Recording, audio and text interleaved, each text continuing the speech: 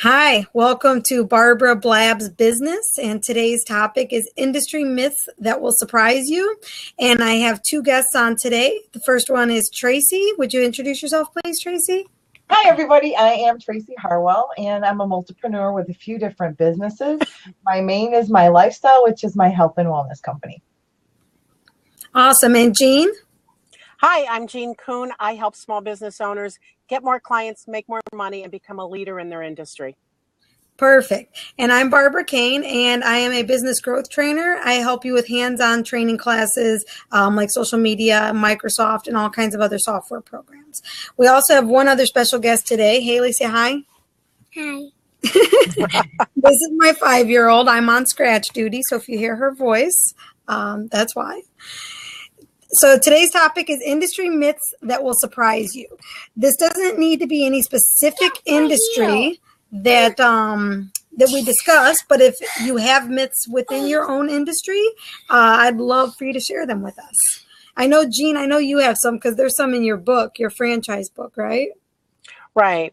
Do you want to go ahead and start? Yeah. Sure, I'll go ahead and start. I think the biggest myth with people who buy a franchise is they believe that if you build it, they will come. And it doesn't work that way, that you have to still, like any other small business owner, you have to market that business. You have to get out there, you have to pound the pavement, and you have to make it happen for yourself. The franchise does not market for you, regardless of the fact that you pay a marketing fee. Everybody believes because they're paying 1 or 2 or 5% marketing fee that the franchise will market for them, and that does not happen. That marketing fee actually goes to help them market for more franchisees. Nice. That's good to know. Yeah. What else you want to know? I've got a lot. Tell us, what is the biggest myth in your coaching business? That you don't need a coach. Oh, that's the biggest myth. Nice. That you don't need a coach, that you can do this yourself. If we were all able to do this ourselves, we would all be very, very rich because we would know exactly what we need to do. So I think it's really important to find somebody to help you get to where they got. I've been an entrepreneur for 31 years now. And I will tell you that I wasted about 20 of those because I didn't have a coach. I didn't have a coach to help me get to where I wanted to be. And it wasn't until I started investing in myself with a coach that I finally got my business to where I want it to be. Okay, nice. And am I correct when I've heard that even business coaches have their own coaches, correct? I have a coach. That's how Absolutely. important coaches are, that even if you're a coach yourself, you typically have your own coach. Awesome. Absolutely. Right. How about you, Tracy? Was that the question?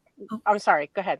I would say that Jean's spot on, definitely. And, I like the aspect, and I've been with Jean. I've met Jean before. I think she's brilliant. And it is very, very true. I come from not a franchise, but direct selling. And I think the biggest myth there is you buy a kit and you have a business, much like a franchise. People do not have any idea. And I was that person years ago. And I would say that until I got a coach, I can honestly say that I didn't have direction. I knew I needed to grow, but I had no idea what to do. So I think the biggest myth for me as well in direct selling is that people think a kit is enough, and personal growth is what has to happen. So unless you have someone to guide you down that road, the kit's not going to get it for you. So I'm 110% behind you. Find someone wherever, at whatever level. If you're brand new and maybe you don't think you have the money yet, then get with a group of people that know more than you so that you can level up and really learn the skills that you need to move forward. And hopefully, I just want to tag onto that, Tracy, hopefully, because I actually come from direct selling also. So hopefully that the people who are getting into direct selling are also, they're hooking up with somebody who's not just handing them off to the company to train them, that they're forming that relationship, and they've themselves worked through it so that they can train those people and not be afraid to put themselves out there with their new downline. That's really important, to have that relationship between your downline and the upline and let them do the training. That was so important for me number one, and to grow myself, because I had to do it so I could help those underneath me do it. And that's where I really found out that the team under you, the more you give, Zig Ziglar said that the more you help people get what they want, the more you'll get what you want. True. Right. Definitely true. Mm-hmm. Yeah. Definitely. Good points. Thank you. I forgot to give my props over here. Okay, so I'm in an entirely different type of business. For me, I'm in virtual assistants and in business training. So my biggest myth that I've come across with virtual assisting is that people assume that you don't do anything all day. That you just, like especially husbands, spouses, I think are the worst at it. They think you literally just sit at home all day doing nothing. But then a lot of, even clients sometimes are like, well, what do you do? And they never really grasp what you do. And then when they do, they think it's all administrative work. Most virtual assistants do much more than administrative work. And so since I'm out of the virtual assistant ring now and I'm doing my business training, the biggest thing that I found now, the biggest myth is that I truly believe that once you stop learning, you might as well stop breathing. But I hear a lot of people who really think they know everything, and nobody can know everything. Even I don't know everything, and I teach all kinds of things. So one of the biggest myths is that there's nothing more to learn. And I just disagree with that big time, because there's always something to learn. Uh-oh. Okay. Sorry about that. So,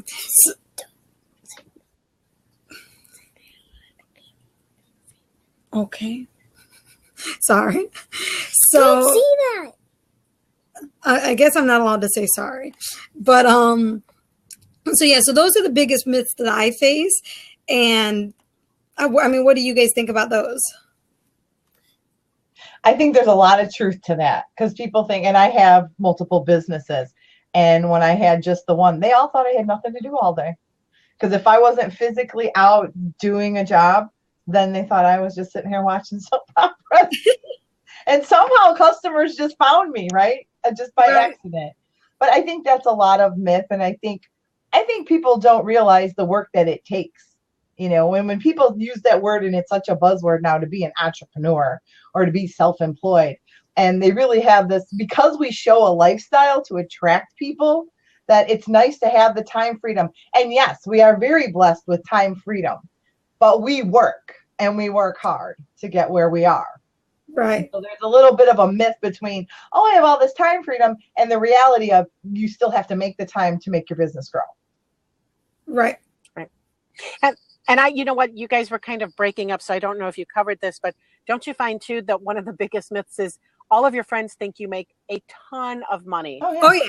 That you're totally wealthy because you're self-employed. Yep. That's the biggest myth.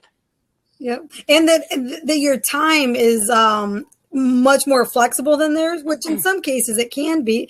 Right. But I've had times where people are like, well, can't you just make time? Like, you don't have any, like, you work for yourself. You could do what you want. And I'm like, well, I'm not going to rearrange appointments that are already there. So that's one of the biggest things too, that you're completely wealthy and you could do whatever, whenever with your time. It's true. Awesome. So any other industry myths that you ladies can think of in your current industries or past industries that might help some other people? Well, I can jump off on this, because I know Jean will follow up and give you the gold, because I know it's what she's really, really good at. But people, especially in a direct selling, and I always go back to that, buy a kit, think you have a business. It doesn't work that way. It takes a lot of growth. It also takes something called marketing. And hands up, I was very lucky with my first business. It's a very word of mouth business. Never really had to pay for advertising or anything like that. And it sustained for 14 years that way. Now, coming into another industry, once you go through the people or your warm market, then they're like, well, now what? Well, if you haven't figured out a budget for what you're bringing in and what you're putting towards marketing your business, there's where the big myth comes, that it's just people are going to drop from the sky. I don't care how popular you are and how much people love you. You're going to have to market. And I know that's something that Jean does really well. So I'm going to let her talk about it. You know what? Just sorry, Tracy. I can. You guys are cutting in and out, so I don't know if I'm cutting in and out when you're hearing me, or if Barbara's talking right now. I don't know. No, you're good. Okay, sorry. It's kind of garbly what I'm hearing on my end. So Tracy, could you just repeat that last two sentences you said, because, or close to it, so I hear what you said, because there was something I want to. Okay. I was just saying that it's imperative, and people don't realize that they need to have a marketing plan and a marketing budget. She froze. Did we lose her?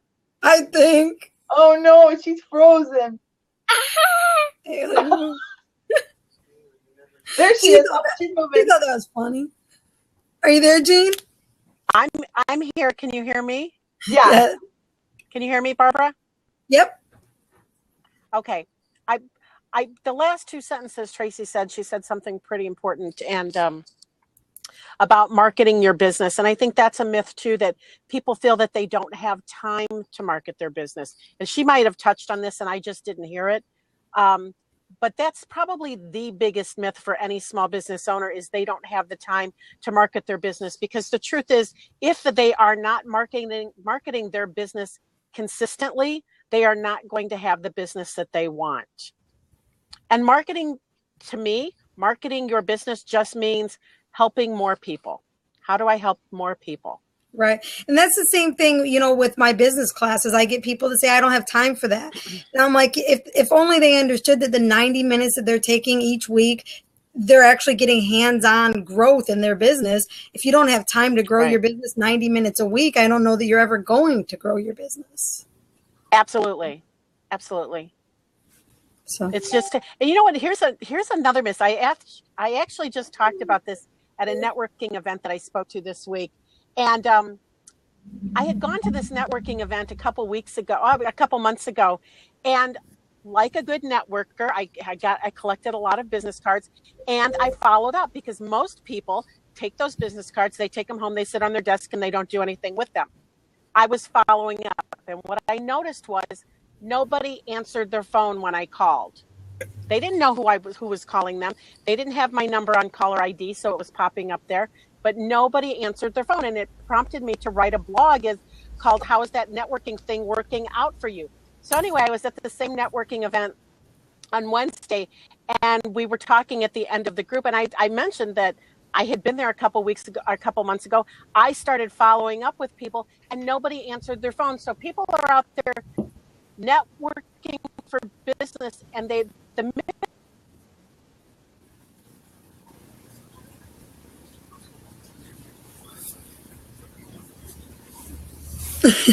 She's frozen again. Yeah.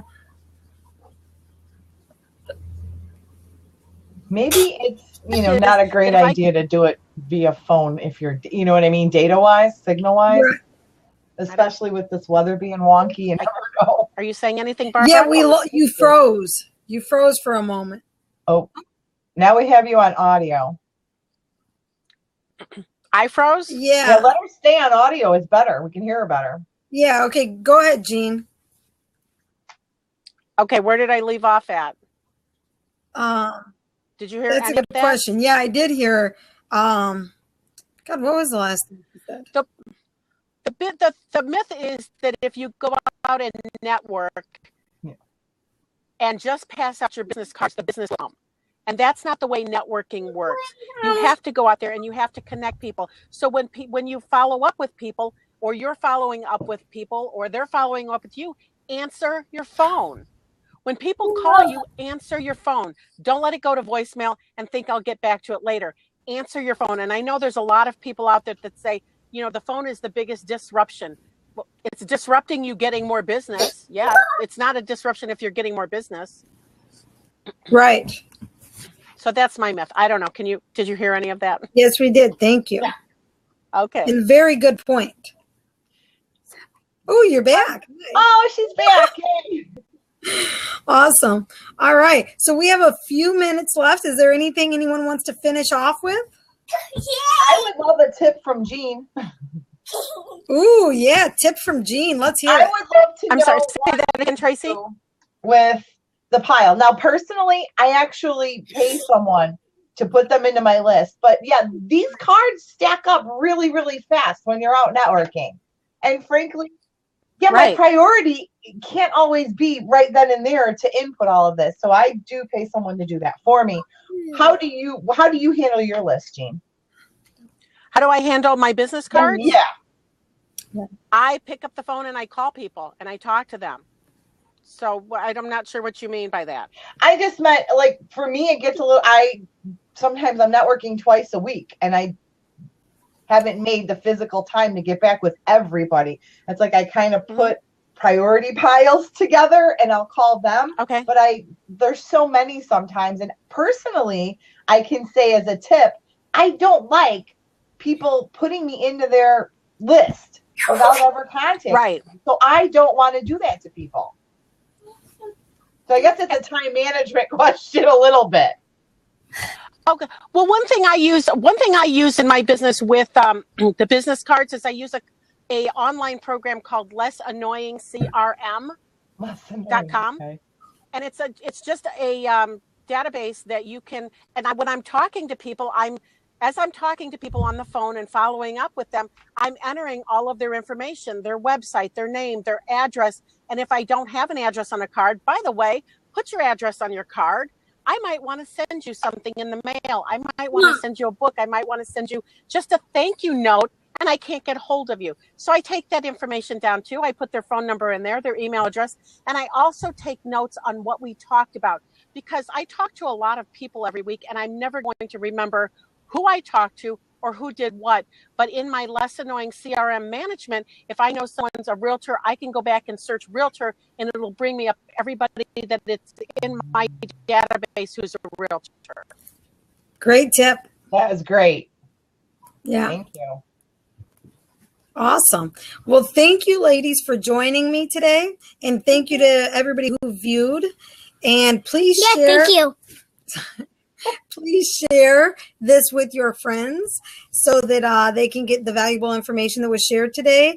And if anyone else is interested in being on the show, you can contact me, Barbara Caine, Caine, and I'll get you scheduled for the show. We'll be here every Friday at 10 a.m. Next week's show is on take 20 minutes every day to do this. So we'll get some fun tips, 20 minutes a day, what you can do to move yourself forward. Ooh, that's a good one. Yeah. And that's going to be personally and professional tips. Awesome.